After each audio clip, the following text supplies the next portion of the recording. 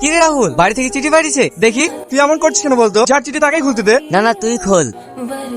শ্রদ্ধেয় দাদা, আশা করছি ভালোই আছিস। আমার বিয়েতে তুই আসবি না তাই কখনো হয়? তুই যদি না আসিস আমি বিয়েতেই বসবো না। তোর বোনের বিয়ে, তুই কিন্তু আমার বোনের বিয়েতে অবশ্যই যাবি।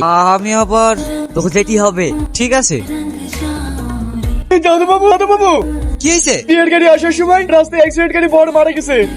তুই কি বলছিস? এত বড় সর্বনাশ হয়ে গেল, তাহলে আমাদের রিনা লগ্নভ্রষ্ট হয়ে যাবে। ঠাকুর বসায় এখন এর উপায়। এই লগ্ন থাকতে থাকতে ওকে যদি কেউ বিয়ে করে তাহলে আর লগ্ন ভ্রষ্ট হবে না। দাদা দেখলে তো আমার ভাগ্যটা তীরে এসে আমার ভালোবাসা তো এটা কেমন ডুবে গেল। ওদের যদি কোনো আপত্তি না থাকে তাহলে রিনাকে আমি বিয়ে করব। এতে আবার আপত্তি কিসে? এ তোমার চরম পাওয়া। কিন্তু একটা কথা, আমি রিনাকে বিয়ে করে এই মুহূর্তে বাড়ি নিয়ে যেতে পারবো না, কারণ আমি বাবাকে কিছুই জানাইনি। আমি বাড়ি গিয়ে বাবাকে জানাবো, তারপরে রিনাকে নিয়ে যাবো। এতে কোনো অসুবিধা নেই। কিরে তোরা সব কোথায় আছিস? শাক ভাজা, হলুদে।